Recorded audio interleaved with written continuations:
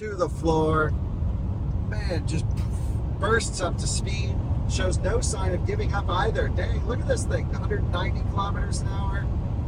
200, and it's still pulling. It's almost 70% state of charge, still doing 180 kilowatt charging. Are you freaking kidding me? This is a charging machine. This video is brought to you by Nokian Tires, a leader in safety and sustainability. Maximize performance and efficiency with their made in USA all-season tires and their dedicated Hakkapeliitta EV winter line from the inventor of the winter tire. Learn more at nokiantires.com/EV. Is this heaven, or have I just found an electric wagon that doesn't cost as much as a Taycan Sport Turismo or Cross Turismo? And I think this is something quite special. Welcome to another Out of Spec Reviews video. This is the brand new ET5 Touring from NIO, and there's so much to get into with this car. I am going to be driving the NIO ET5 Touring for the first time in this video. We will also be driving it at top speed down the Autobahn. I'm going to talk to you about charging. We're going to do a battery swap. I'm going to show you all of the settings. We're going to test the driver assistance. We'll go through the pricing, everything you need to know about the NIO ET5 Touring. I'm in Munich, Germany, so a lot of the information will be based around the European market for this car, but holy smokes, I've parked it so you can see the back end of this vehicle, because this is one of the best looking rear ends on an electric vehicle I have ever seen. I love wagons. I love sporty wagons. This thing's really fast. It's got all the room and it's very reasonably priced. So let's get into everything you need to know about the NIO ET5 Touring.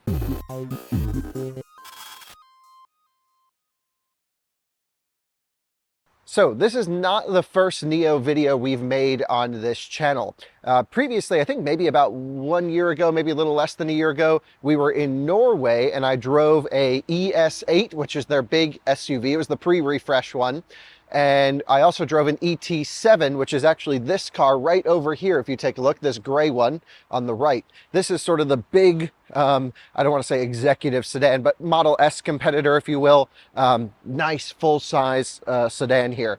Then they came out with the ET5, which this was actually our test car this week. So video's coming with an ET5 sedan, and it's a little bit smaller.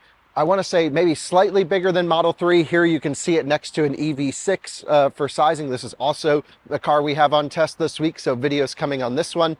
And ET5 is so cool. I was actually able to experience the ET5 sedan for the first time in California a few months ago. NIO does all of their software development and driver assistance development in San Jose. So if you're ever driving around San Jose, California, you'll see a bunch of NIOs around. They're not on sale in America yet. They are still planning on launching in our market. We have no specific details on that, but I really think they can't come soon enough. And we've always said, okay, the first Chinese brand to launch into America will open the floodgates, similar to what's happening here in Europe. NIO is one of the first Chinese brands to launch in Europe, and we've seen BYD, Xiaopeng, all of these other ones start to come in. And even here at the IAA Motor Show in Munich, every other booth is a brand new Chinese car company I've never heard of.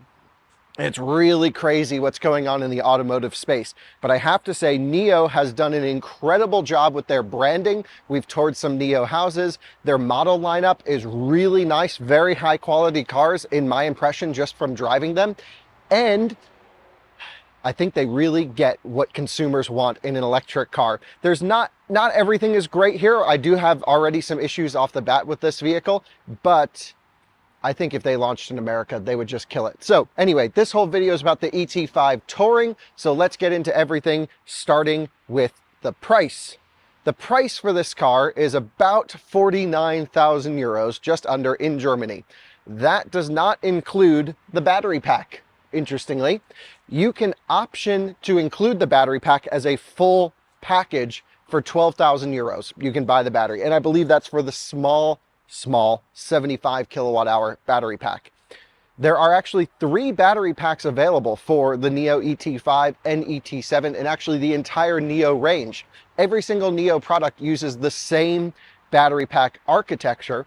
The reason being, they support battery swapping. And so all the batteries need to be the same size so you can swap them in and out of different cars. So you have a 75 kilowatt hour pack, you have a 100 kilowatt hour pack. Those are the two that are on sale right now. And we've heard promised for honestly longer than I would like a 150 kilowatt hour pack as well. This one hasn't even started to make it to production in China, so it's hard to say when and if that will happen. NIO claims, just talking with some of the engineers here, that it is still coming and it's very close to hitting the streets, but I heard the same thing a year ago. So let's just base this off 75 and 100 kilowatt hour battery packs. That's what we have today. I mentioned you can purchase the battery pack with the car, but then you're not able to actually use the battery swap stations, of which there are 7 in Germany right now, and I think 35 coming by the end of the year, a huge expansion. In Norway, there's already a bunch around Oslo, and in China, there's well over 1,000 battery swap stations, some of which are even faster than the ones that we have here in Europe, and they've come to battery swap 3.0 and 4.0. We're going to be doing a battery swap 2.0 today, which takes about 4 minutes or so to get up to 90%. Really still great stuff. The way that you can option to use the battery swapping is by subscribing for battery as a service. This is really interesting. I just want to check the NIO website here to make sure I'm not giving you a wrong phrase, but come on over here and I'll just show you how the configurator looks for Europe. You can see the car's 48,500 euros base price. You can have the standard battery pack or the extended 100 kilowatt hour battery pack, 560 kilometers of WLTP range. And then you can subscribe for 169 euros a month. And this price is not changing based off of the battery pack that I choose, but I'm fairly certain it does get more expensive when you pick the 100 kilowatt hour battery pack option. All of the colors that are available, many of which you can actually see just down this line here. So plenty of colors available. ET5 sedan backing in. Different interiors, different wheels. This one's on the 20-inch wheels, and it has the upgraded red brake calipers, 500 euro option for that spicy color right there.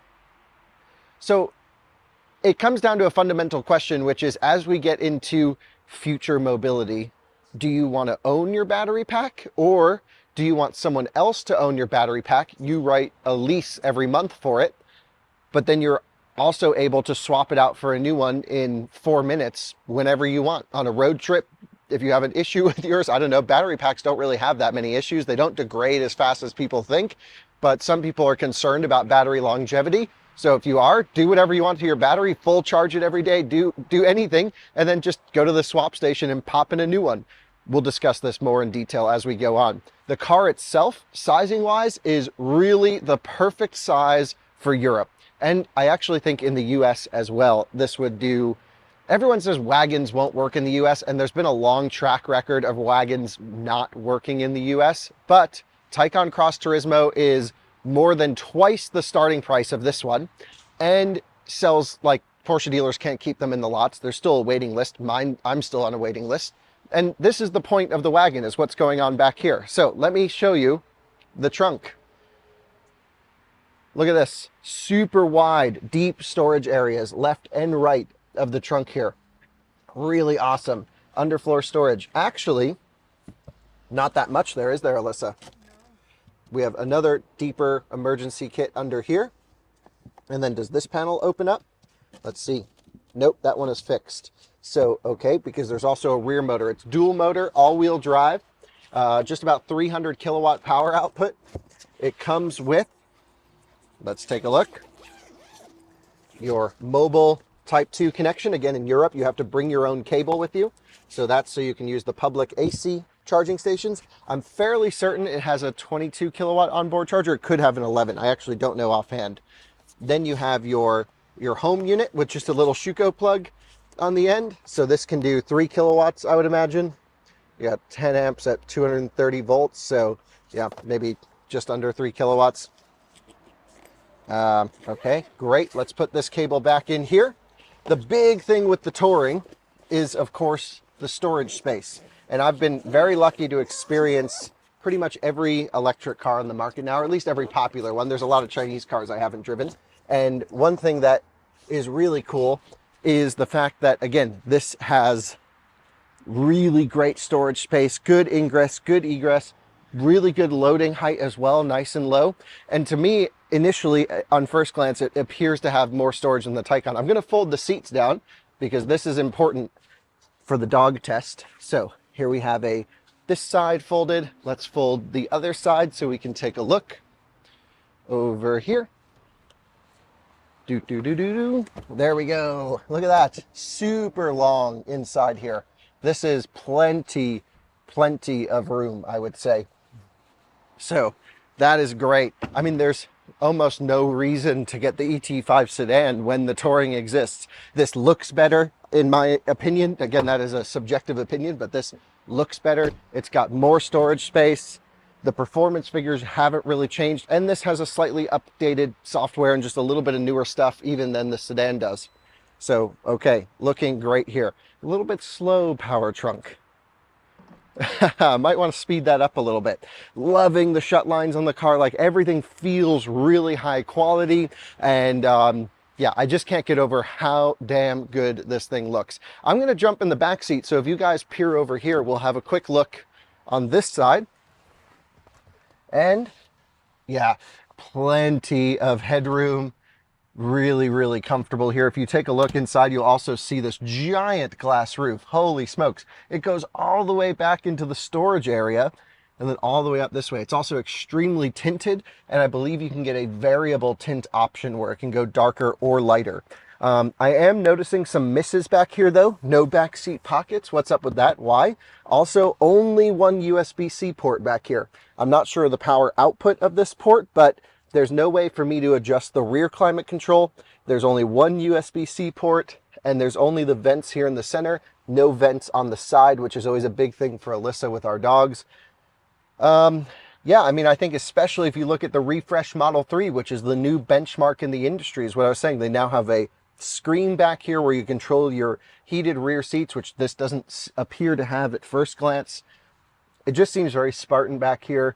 There's no adjustment that I can have for anything. And for being a Chinese car, typically the experience is much more focused on the back. I'm surprised to actually see how Spartan this is, but I do have cup holders here in the center that pop out. Feels nice and chunky. Good center armrest. Comes here. Is there a ski pass through? The answer is yes, no, maybe so. It appears as if somehow there are slots here. I don't know. It appears like there would be a ski pass through, but I can't quite find the switch to it. Anyway, doesn't matter too much. Most people just put the seats down anyway. Okay, so coat hooks back here, negative. Really, I don't want to say it's a bad back seat. The floor is quite high. You can see how high my knees are because the battery pack's under there. But the headroom is great. The backrest, the headrest comes up quite high. If I close the door, yeah, really good shoulder room, arm room. I can put my door up here. Beautiful ambient lighting. ISOFIX in here for the car seats. Just great. Really nice ambient lighting, actually. Let me just, if you could zoom in on this area, Alyssa, you can see it's kind of pulsing on and off. You see this? And it lights up all these lines in the door. And it just looks unbelievably cool. Little button to open the door here. You even have ambient lighting in the speaker grill on the side. So this experience at night must be really cool. I have not seen this at night, but I think there's some work for them to do on the back seat. I'd love to see rear seat controls, heated rear seats, and just more options back here for sure. Let's jump up front. And actually, maybe we'll even discuss the charging recharge times on the way over, because this is the charging port here. And it opens how? What? This one. Port. There we go. Okay, power port. CCS2 connection. And again, you can... Yeah, no, that's a good point, Alyssa. No rubber things. Yeah, none of these stupid flaps in the way. So that's great. This is, I guess, a charging indicator. Again, AC charging and DC charging. The one downside to NIO vehicles is the DC fast charging performance. Wait, normally charging slows down as you fill up. We're doing 182 kilowatts now at 56%. It's still just pulling 480 amps.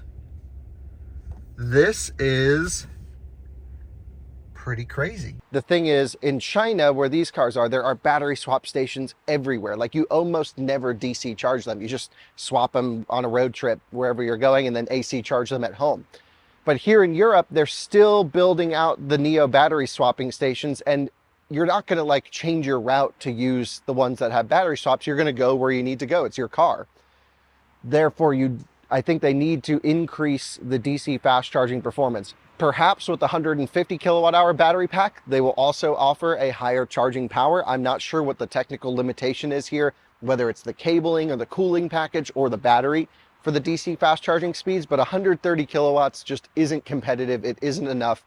And there's not enough battery swap stations in Europe yet to say, okay, well, we can give up the DC fast charging performance for the battery swap, unless there's one on the route that you're always doing.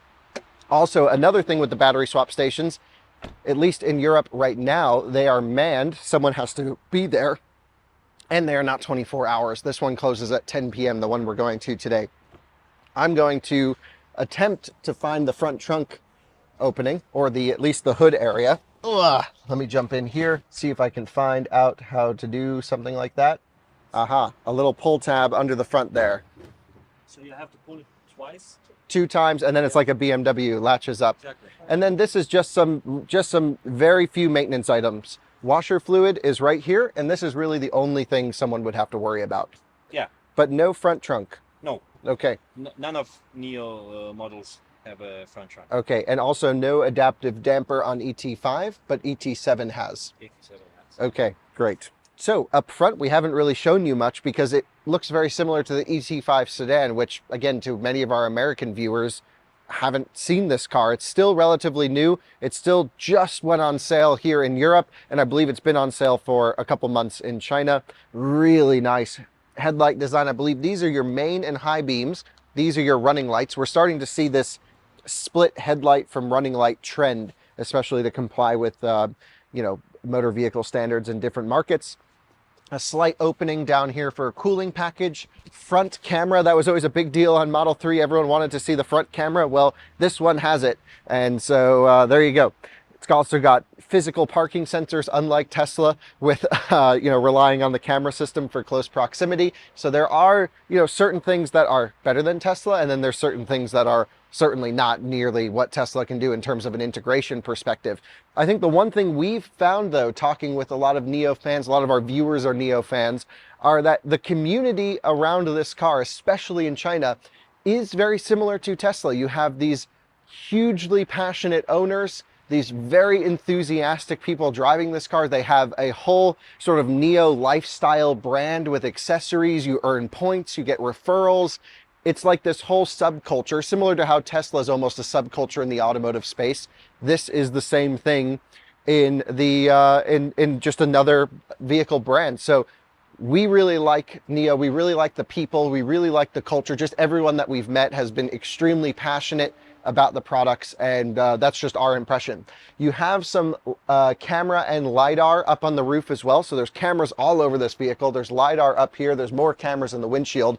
Honestly, I think this takes away from the look. I really think they need to come up with a better solution to not have these baked into the top. This is not great for aero. There's no way it could be. It's not great for styling. And Alyssa, remember we reviewed the Lotus Electra, and it had everything that popped out of the car? Right. It's very expensive to do that, of course, but I think it's worth the cost, and I would spend a bit more even on my car. I would say just at least for the middle, these things are fine. These are okay because the roof rails are here. Yeah, but the this middle one, part is... and I think it actually looks worse on the ET7 if you zoom in on that car over there, because there's no roof rails and it's very much a sedan shape, and just having this LiDAR bulge on the top is... It's got a little calic. Yeah, it's got a little calic. Yeah, not great. We'll talk about the driving impressions, the power, everything like that as we get in the car. I think that's really a good tour of the outside. I'm going to sit in the driver's seat, so I'll open this door so you guys can see. We have just a couple drinks in the car to prepare us for our time with it. Let me jump in, and I'll take you on a tour of the interior. First of all, I actually think the sightline is better than the ET5 sedan, and the view feels like it's almost like it has a higher hood than the sedan actually. In the sedan, I really feel like I'm sitting on top of the car and everything is low. I think there's more that's changed here because I just got out of the sedan driving it for the last day and into this, and already I feel more comfortable. Really liking this higher roof. The car feels much more airy, much more open, which is great. Also, this one has the newer software update on it with a whole bunch of great improvements, so we'll talk about that as well.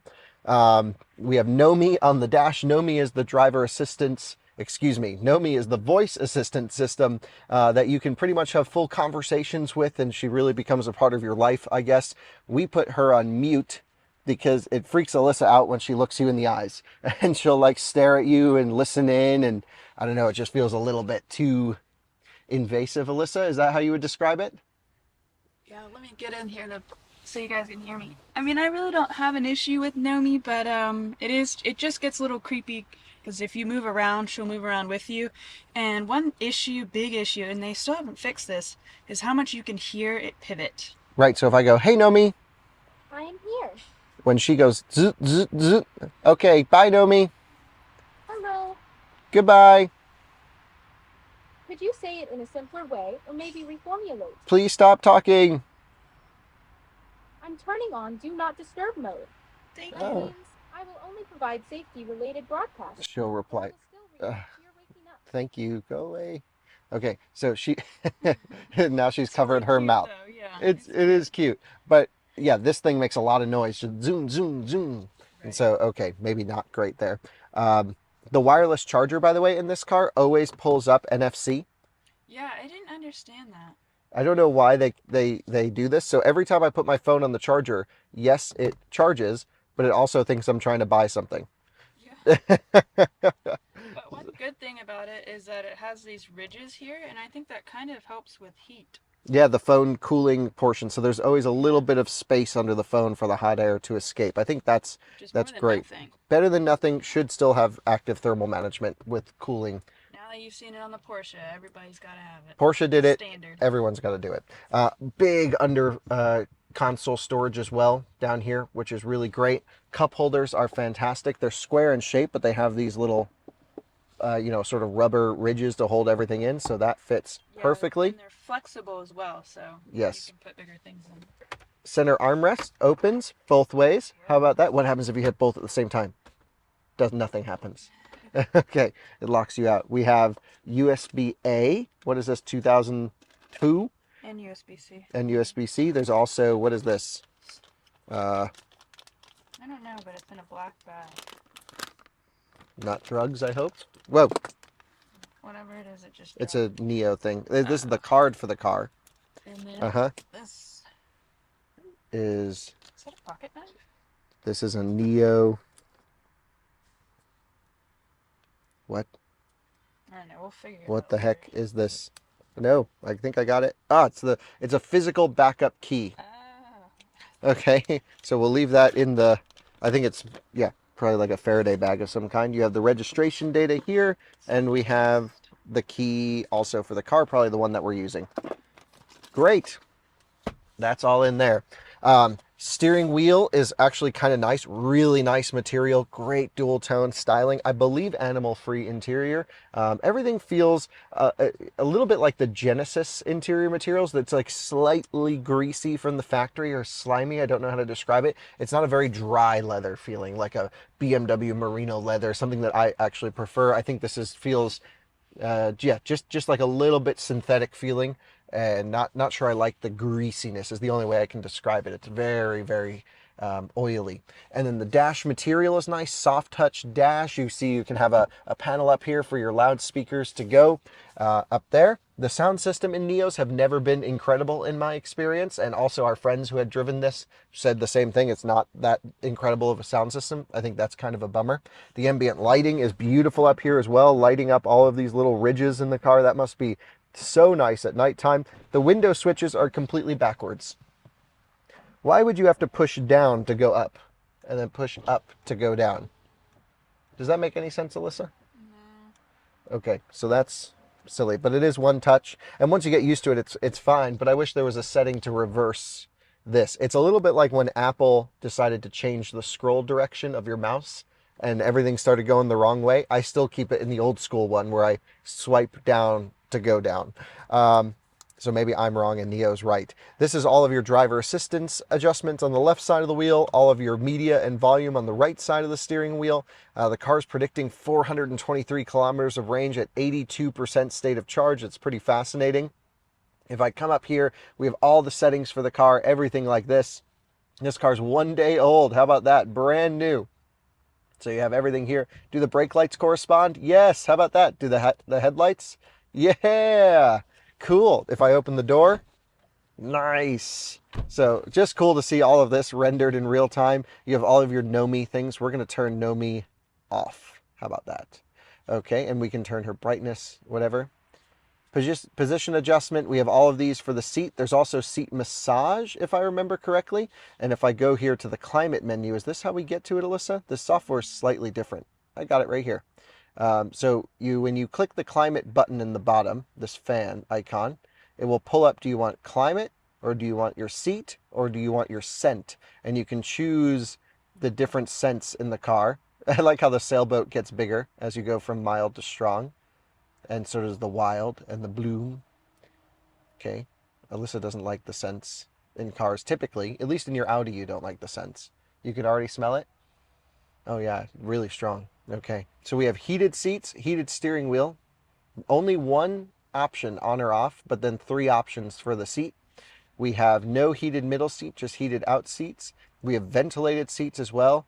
3 options for that, just for the front 2 passengers.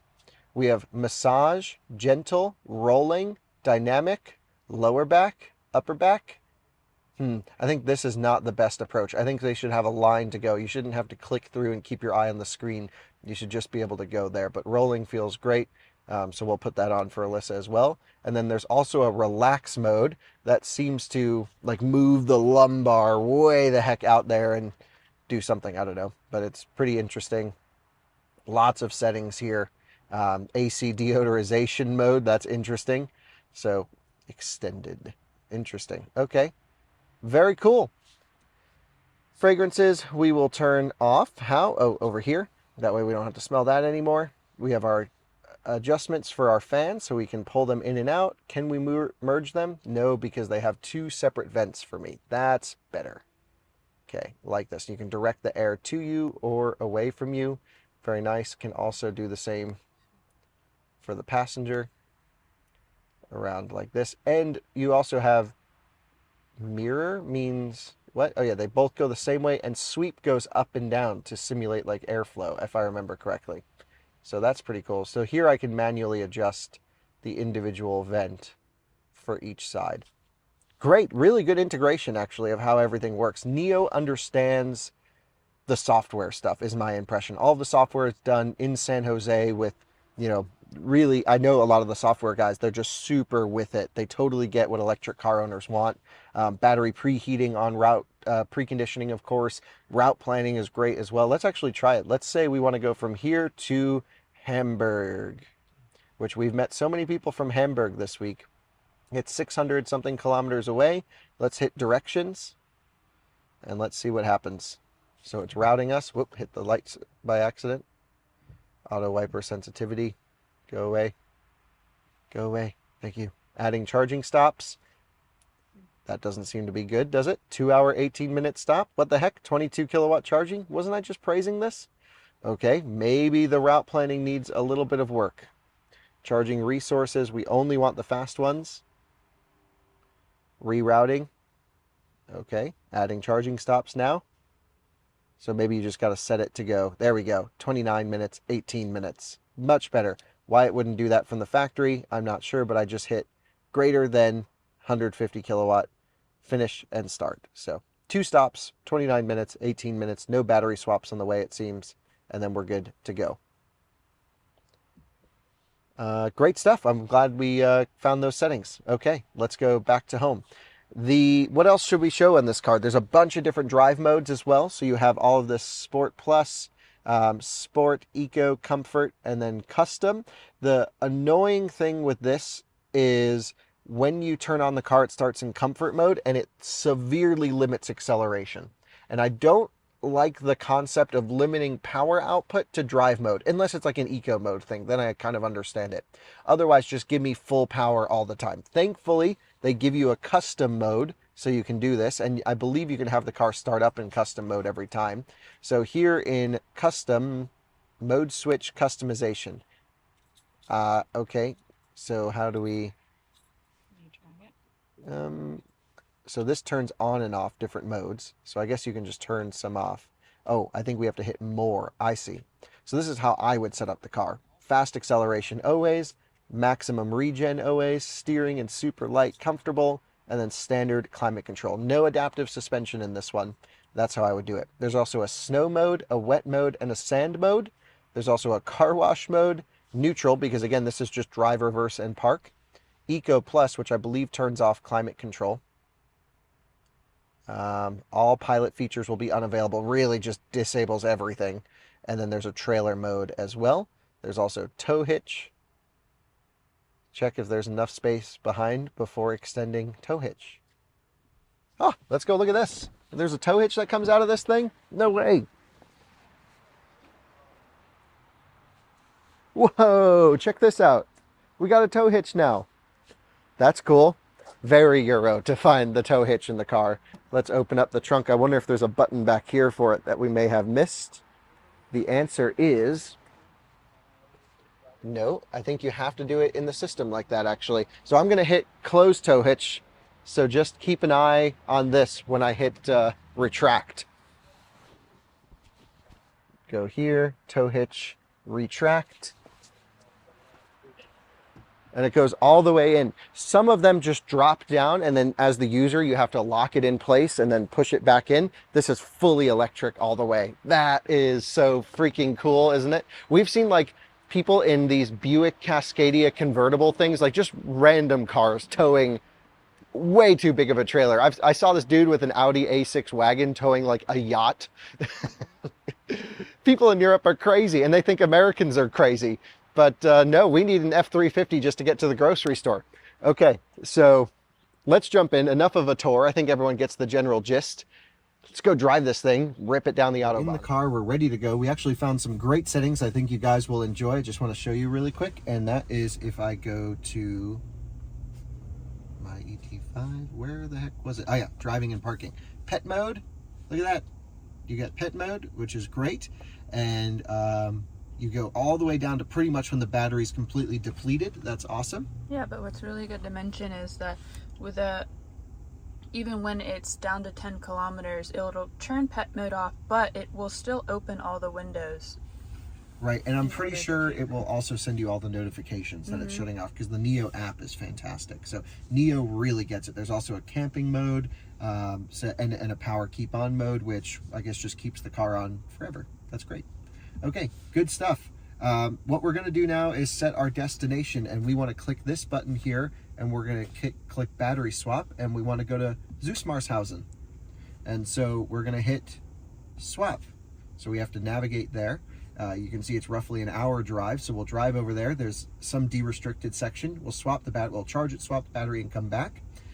Interestingly, the battery swap will automatically order. You can see this one only has 100 kilometers on it, this car. This thing's brand new, so we're about to break it in on the Autobahn.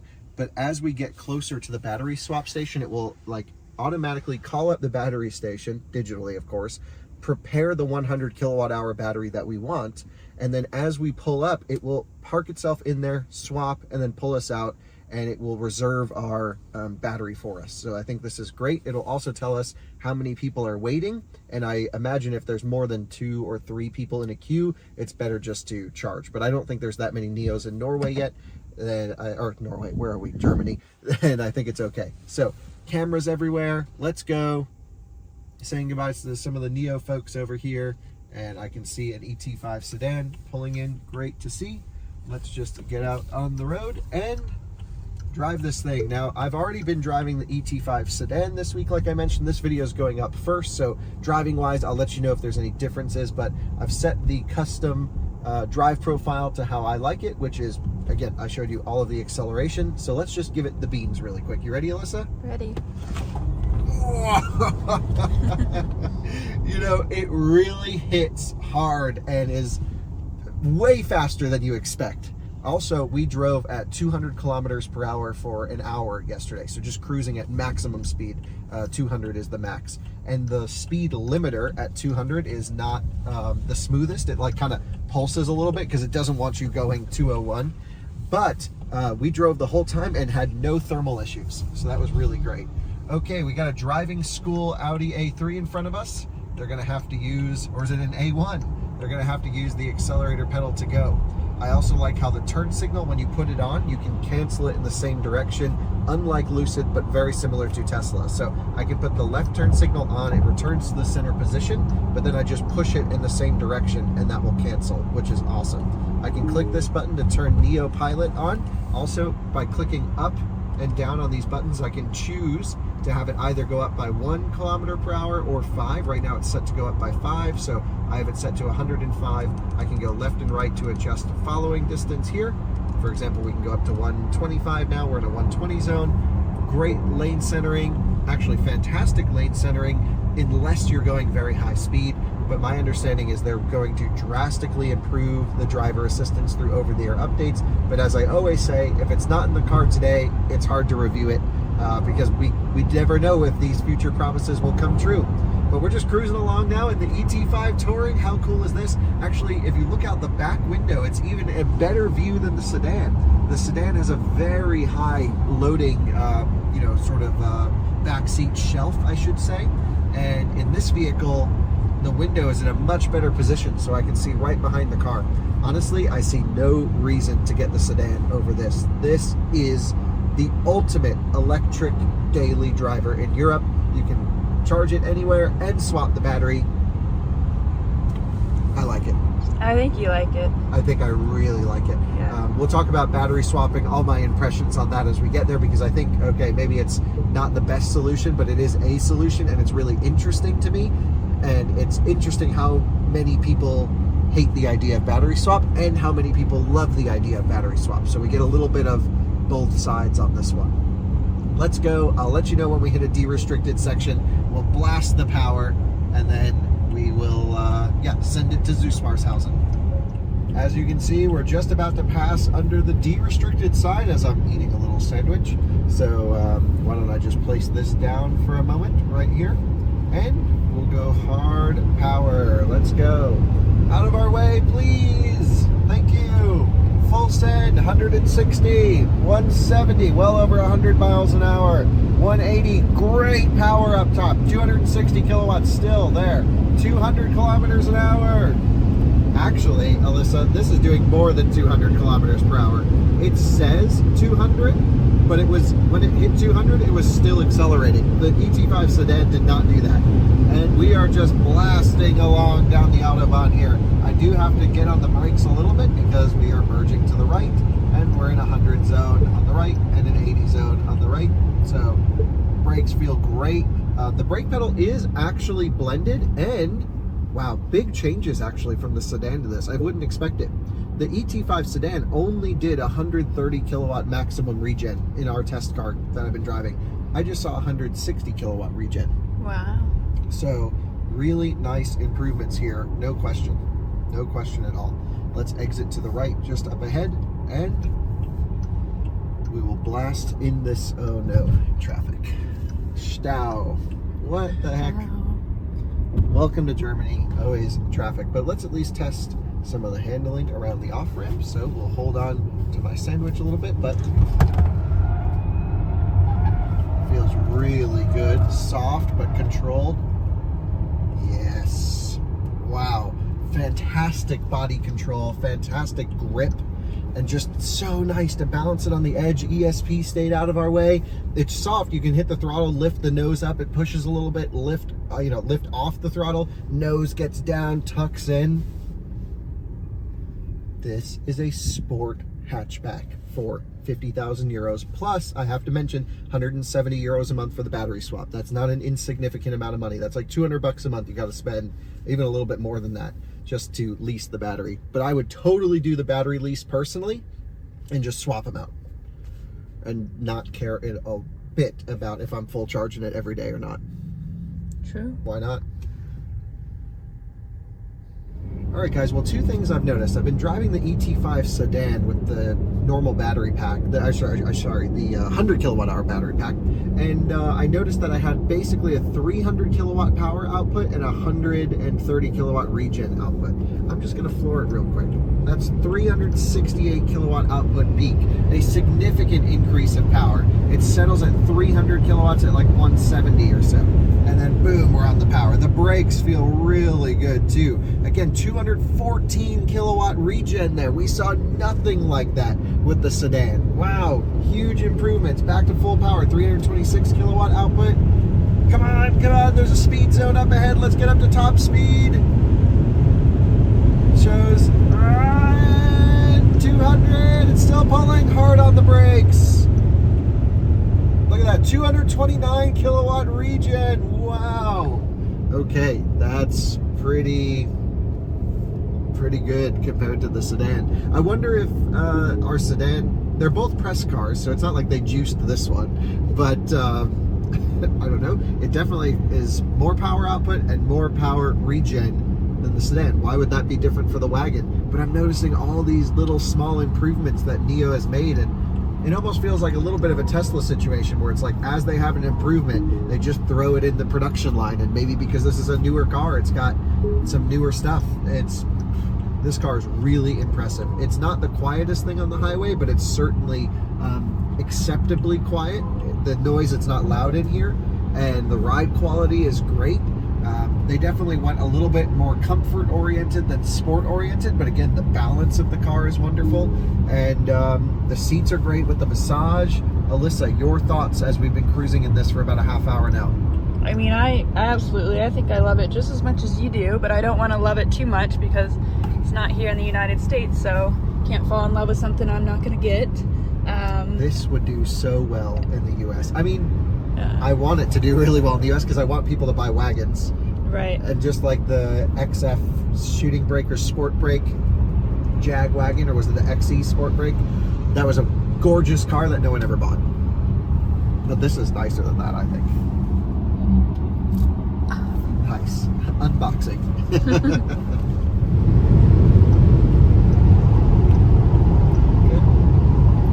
Well, as we're just coming off of top speed now, we are exiting towards Zusmarshausen. Wow. This car cruises at seemingly over 200 kilometers per hour. It's like it hits 200, the gauge won't go one higher, but then the power and the limiter are so much better up top than the sedan. It's like this new software really solves so many little problems with it. Here we are just getting it into a corner. Look at how great this thing handles. So balanced, power on. Yeah, this is great. What a fantastic sport wagon. You wouldn't expect NIO, really, especially a Chinese car company, to put so much balance and effort into making this car really nice to drive. And it is truly great fun to drive. Really loving whatever they've done with the software here compared to the existing sedan. This is software version, just so everyone knows. We can pull up on my ET5 or my NIO, or gosh, I don't remember what. I gotta find it in a bit. I don't remember where to find the software thing, but it's in here somewhere. So, okay, we're now arriving to Zusmarshausen, which is the famous, awesome charging station we always go to. And the vehicle should have already told the battery swap station that we're here. It's all blocked off. Uh-oh, are they working on the station? Yeah, because it was broken yesterday. Yeah, but only for certain people. But it looks like they're doing huge upgrades to the station, or some event maybe. But at least the NIO battery swap is open. So, and there's a supercharger. We may not be able to do DC fast charging though. Let's see what happens. We'll at least plug it into the supercharger if we can. The port is on the back left, just like a Tesla, so we won't be blocking any extra stalls. Just another bonus of this car. Yeah, and actually all of these chargers are open here, but they're only lower power than the big ones. So it looks like they've closed off the real high power ones over here. Not sure what they're doing. None of these have license plates on them. Is it a car show? Like an electric utility? Yeah, look at this. Hydrogen, zero emissions. But kind of funny that they would block all the chargers at that. Yeah, for their own internal event. They got this, that's why this truck was here, I guess. So I guess they're preparing for some showcase of something. Interesting. Anyway, I'll go over here. Let's plug it into a DC charger. We're at 50% state of charge. How does work? Yeah, this one's open over here, it seems like, but that's okay. Let's just see what happens. I really want to do the battery swap and get back, of course. Great thermal management. We ripped over here at high speed, no issues at all. Just getting us back to the supercharger now, into park, and we're good. We have now arrived at the power swap station, just doing a quick zap up here to see how this goes and to take a look at the charging speeds. Of course, version 3 supercharger can output 500 amps to the vehicle, should be pretty much everything it's requesting. And it says it's DC charging at 170 kilowatts. What? 178 kilowatts, 500 amps right there. This is hugely improved from everything I've experienced before. Holy smokes. Let's see Alyssa's reaction because she really cares about this stuff. Not really. Guess what? 180 kilowatt charging. Wow, really? Yeah, I was even talking to the NIO power swap guys yesterday. They said only 130 was the most they've seen. Yeah, So what's going on with this? what's going on? This is like, This one might be boosted. this. You think they juiced the press car? I don't think so, because they would have done the same to the sedan. Yeah, we got a Model Y pulling in here. Epic, 180 kilowatt charging at 50%. We have to get one next week. All right, I'm going to talk to NIO and see if we can get one of these next week and do some hardcore testing on it, because this is looking great. 180 kilowatts at 50%. That's better than my Model S. Wait, normally charging slows down as you fill up. We're doing 182 kilowatts now at 56%. It's still just pulling 480 amps. This is pretty crazy. And honestly, we might have a maxed out supercharger as well, just with all these cars here. I don't think so. A lot of them are older Model S's. It is now a little bit later. We are at almost 70% state of charge, still doing 180 kilowatt charging. Are you freaking kidding me? This is a charging machine. So maybe it doesn't have a huge peak, but damn, the curve. So, okay, count me in. Also, the NIO guys came over. It's the first ET5 Touring they've seen. These just got here to Germany, and I think they were saying they need to update something to battery swap it. I don't know. Something, the software's not working on it, even though they came over here to tell us that we should battery swap, but then told us that we can't battery swap. Either way, they're just checking to see how they can do ET5 Touring. This is still not on sale yet in Germany, so they're just double checking with some things to see what's going on. We'll let them do their thing. And yeah, now we're tapering. That's crazy. Well, NIO sent us here to do a battery swap, and unfortunately the car is not capable of battery swapping right now because of software. It's still a pre-production car. When it goes into start of sale, which is very soon, that's the only word they can give me, then battery swap will be active. But because it's a pre-production car, the software doesn't all work, and well, okay, so can't battery swap it. That's kind of, you know, it is what it is. Hopefully a consumer would never experience this. These are part of the problems we get with testing early cars. But yeah, I would think they wouldn't send us here An hour away? yeah, to do a swap for the video if it wouldn't work. So, okay, well, we learned a lot about the car from a charging performance standpoint. I juiced it up to about 83%. Even at 80%, it was doing roughly 140 kilowatts, and then it fell off after that. So here's the car right here. We're going to jump in. We have to blast back to Munich. By the way, auto lane changes is functional here. The folks at NIO also said auto lane changes aren't functional, but they are functional. It's been doing it here. It's not perfect. Sometimes it goes a little bit too far and then pulls you back in, but at least it has that functionality. So, okay, always a little bit confusing. This is now our third or fourth NIO car we've reviewed, and there's always a little something software related. This one seems pretty sorted though. The battery swap doesn't work. That's just, you know, miscommunication. They, you know, whatever. Let's go have some fun driving. Well, we are heading just back to where we picked up the car because we have to return it. We took it longer than we should have anyway. And I've put in the destination. It shows we'll get there at 55% state of charge. Again, we're ripping it in de-restricted Autobahn. This isn't the most normal use case of the car. So let's just do this And now it makes sense why the car didn't automatically pop up with a message to say it ordered the battery pack. So that's interesting. Also, I can see the side view of the car. I can see the front view, back view, and then the two sides of the wheel. Very nice cameras. Very good cameras. Yeah. So into drive. And it puts D or R in front. Yeah. Okay. Very good. So yeah, if you guys are curious about how battery swap works, we already have a whole video on this channel where we battery swapped an ES8, I believe is the one we did the battery swap with. Same process, same time, all that good stuff.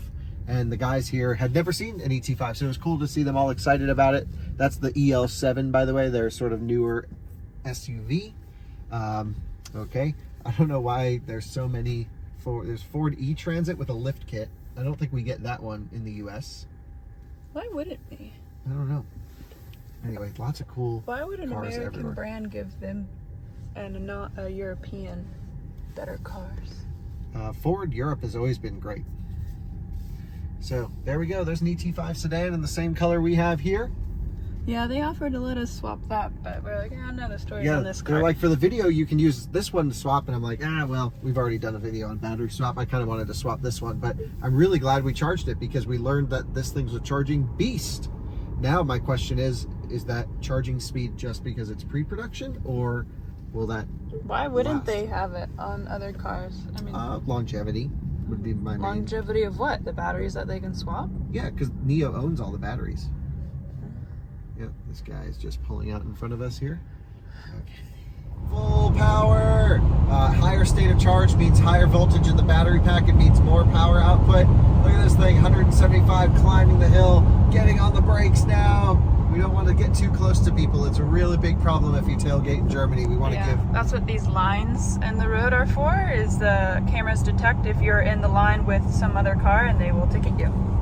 Yeah, so we saw 400 kilowatt output merging onto the highway. That's the most I've seen from a NIO so far. This thing, properly quick, really nice, big power, 340 kilowatts right there, to the floor. Man, just bursts up to speed, shows no sign of giving up either. Dang, look at this thing, 190 kilometers an hour, 200, and it's still pulling. It's like gotta be doing 205, 210. Oh, and now I feel this little jolt to keep us there. You can see it stays at 200, even though we were doing just a bit more. So, all fascinating stuff. Consumption going into the toilet down here. But that's the way it should be driven. We are in Germany, enjoying the NIO. It's a fast wagon, and now it looks like we're coming into some stau. Put the hazards on for people flying up behind us. I am now at top speed, and the 911 in front of us and the two Mercedes up there are pulling away slightly, but we're coming into some traffic, so not necessarily a race. You would never race on German roads, but you're just cruising in traffic. It's interesting to see who's faster, and our speed cap was 200, and they were going more than 200. So I think NIO should unlock to like 230. The car feels so stable at these speeds. I mean, it's just easy. Honestly, very quiet, very fast up top. Like even here, 160 kilometers, still great, strong performance. I can hear the engine working in the 911 as we accelerate up past when there's open stretches. And we honestly have very similar acceleration to that Porsche in front of us. So look, he just hit kick down, and we're actually gaining on him in that sense. You can hear bah, bah, bah, with the PDK in front of us. Very interesting. Anyway, yeah. The car's amazing. It's a wagon. You can put all your stuff in it. It's quiet. It's comfortable. It's got actually fantastic software, I think. Battery swapping. I would imagine that's going to work. It works on every other NIO. I think it's just because it's a new car in Europe. And yeah, I honestly, if I lived here, I could see myself driving this car easily. I agree. Yeah, it's really, really good. Well, I already showed you the pet mode and some other cool things that this car has, but I wanted to show you the dash cam feature here. When I click the dash cam, you can see it pulls up all of the camera angles here. You can do main view or 5 view, doesn't seem to change anything. but it's recording all the time and saving all of this information. And it can even overlay like speed and brake pedal and accelerator position and turn signal and all of these things. If you have an accident, as an overlay. So that's pretty cool that it can do that. Also, we have our app switcher right here. So you can see you have some built-in streaming platforms here. Like, I think Tide is that? Or is Tide something different? Oh, this is like nap. What the heck? Should we breathe? You should breathe. What does this do? Tap to play. Countryside morning. Okay. Oh, wow. What about meditate? Relax, 3 minutes. Start. Probably can't while you're driving. Okay, it's annoying that it's not working. It's not very meditating. It says operated in park. Oh, operated in park. Maybe I should read the warnings. Mm-hmm. Okay, well, anyway, that's interesting.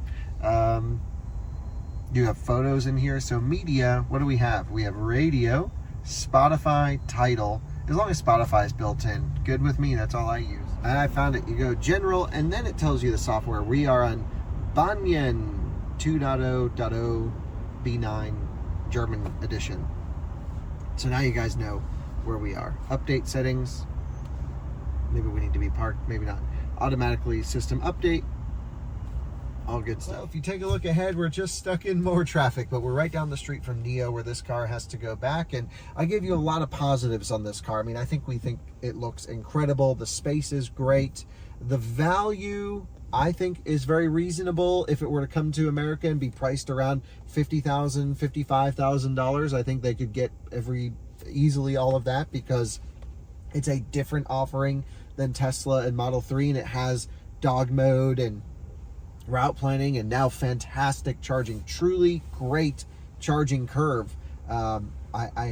It seems like no one at NIO, at least here in Europe, even knows that it can do this. We might be the first ones to ever DC charge it, because all the PR folks are like, oh, we don't know. And the battery swap guys had never seen it. So we're just figuring this out right now all together. Pretty interesting. One thing I really wish this car had, I want to run through some of my wish lists, is one pedal driving.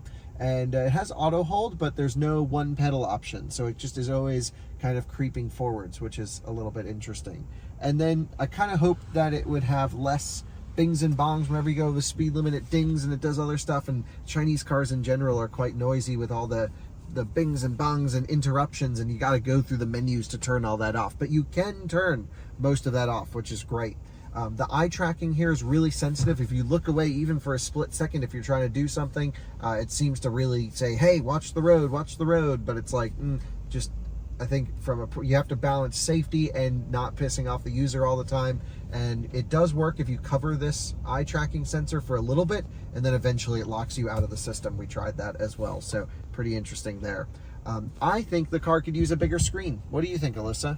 I was actually surprised when you asked me to write that down. I think the screen's big enough. Maybe it should be just lifted up. Yeah, it just seems like it's a little bit out of my eye motion, but there's so much extra room here. Like, I think they could just put a bigger screen in there. Maybe it should be turned.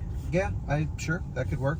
I really think they need to work on the back seat stuff, more USB-C ports, more heated rear seats, a screen back there. It has to compete with Model 3 Highland and the backseat experience. Very odd for a Chinese car, just doesn't. I think the car would be better with adaptive damper.